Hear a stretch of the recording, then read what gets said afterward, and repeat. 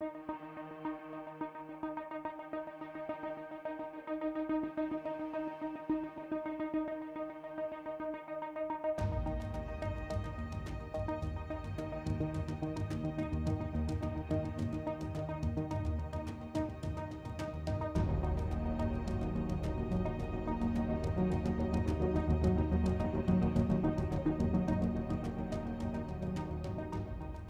everyone, my name is Bruce Schwartz. Thanks for subscribing everyone. Thanks for stopping by, connecting to the channel. Very serious research. Mini documentary, we can call this, maybe part one of many. Look at the surface of the moon. As we zoom in, I want to show you the detail that's unseen, and it's because the structures or objects have the same reflectivity as the surface. Watch this. As we're zooming in to see the surface, we're going to put it in X-ray. It's basically inversion, but not just inversion, and look at the layers that we're seeing on the surface. There are also entry points on the moon to get into these areas. They're very large, very apparent, maybe a mile wide. These are the entrances, and we see even tunnelization that goes all the way around. Obviously, these tunnels are going to these exits or entries, whatever they may be, and you see how it's like an overall cloud cover.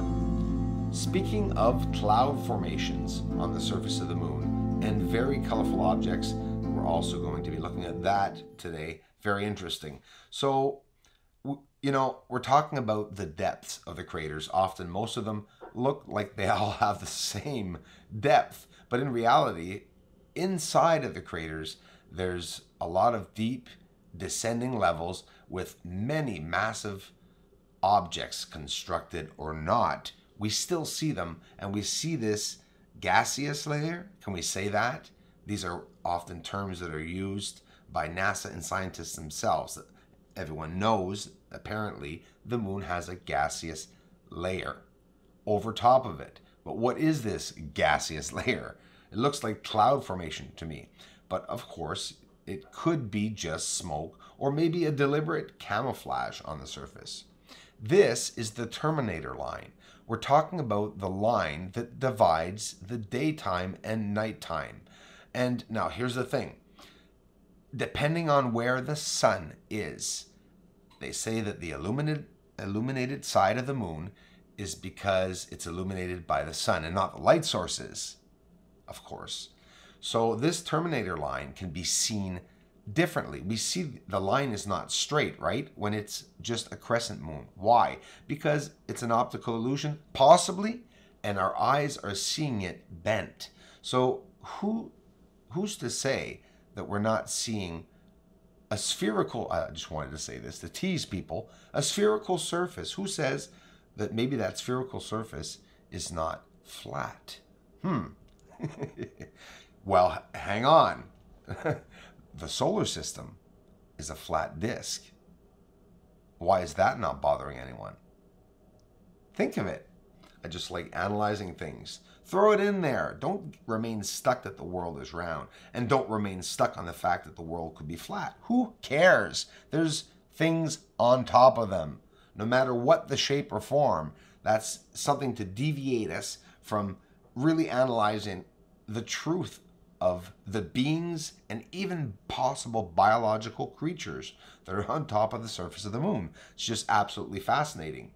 This is taken with a CGXL 1400 HD telescope. Everything on the channel is, guys, except for the first year. In 2016, the videos is with a 4 or 5 inch scope. You could still go back and enjoy them, but it's nothing comparable to this, the 14 inch. Look at the top right. You can see the craters. We're just inside Mare Fecunditatis here. You could see dead center. And over top, because of, again, the terminator line, the sun that is pushing on one side, illuminating the contrast, I'm telling you, it lifts the veil where the terminator line is. We could see inside. It's also where I am seeing UFOs going by, at that terminator line.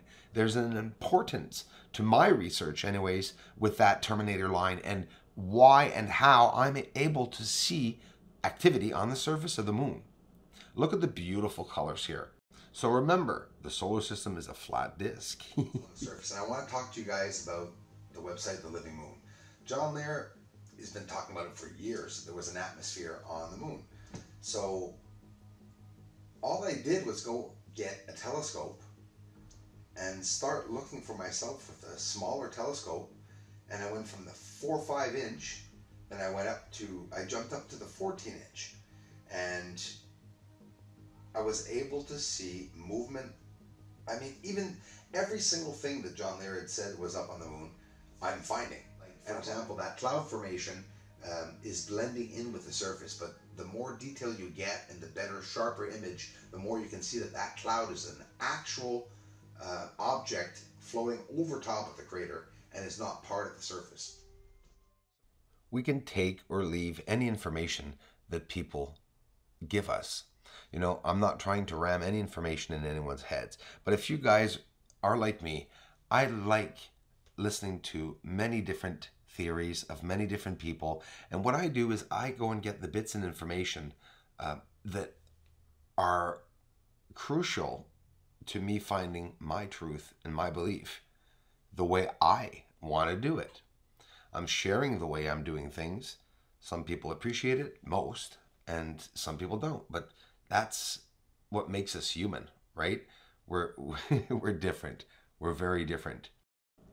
I, for one, am able to go to someone's channel, even if I don't totally agree with them, but enjoy what the person posts and get my own outcome out of that person's video without, having to disrespect the guy.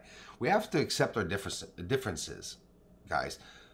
I mean, just to get along online, come on. We don't have to change our traditions, for Pete's sakes, but we do have to get along at some point. We have to find one universal way for us to communicate. UFOs on the surface of the moon all over, seen in P900 footage, but this is a CGXL 14-inch telescope, but I've also used a P900 to see it. Nothing's going to change it, whether a P1000, P900, or 32mm camera. You're going to see UFOs on the surface. That is a fact. It depends on the size that you're going to see it. How close do you want to see it? Well, how close do you have to be to believe it? We're looking at cloud formations or gaseous layer, smokes, whatever it may be, going over the surface. I mean, these clouds, do you imagine how thick they would have to be, or smoke? How, it's dense. For us to be able to see it, don't rule out the optics of everything that everyone's always saying, oh, we can't see so-and-so. Size, well, I don't know. Look at all the different types of UFOs on the surface.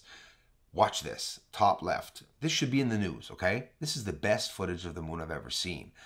See how that light source, those 3 light sources that lit up, it illuminated the clouds over top, showing us the cloud layer. There are fixed points and glowing objects on the surface that do not move, and these objects, the corridor, are flying through them. There is a UFO corridor on the surface. That's obvious. See the clouds again? Illuminating fixed position objects. They're giant, okay? They're gigantic on the surface. And we're seeing that. In darkness, we're seeing UFOs hiding in the darkness. And we say hiding. It's because we're not looking. They're not hiding. There is a veil on the surface of the moon. I don't have to know what that is to know that. I think we all pretty much agree on that, no matter what we study on the moon, that there is some kind of a veil on the surface. I'm seeing UFO flybys. Slowing it down is the key. Now, watch here. This is amazing. Are you seeing the lights on the surface? This isn't just one light, guys. We're talking about a city light, an entire nation, maybe countries just like us, possibly. You have to wonder when you see all these blinking lights, and it's all over the surface. Don't ask me where it is, guys. It really is everywhere. Plato, Archimedes, Eratosthenes crater, the Apennine Mountains, the north side, east, south, and west. We're seeing UFOs slowing down the footage and zooming up without tampering with the footage. It's all there. It's all real.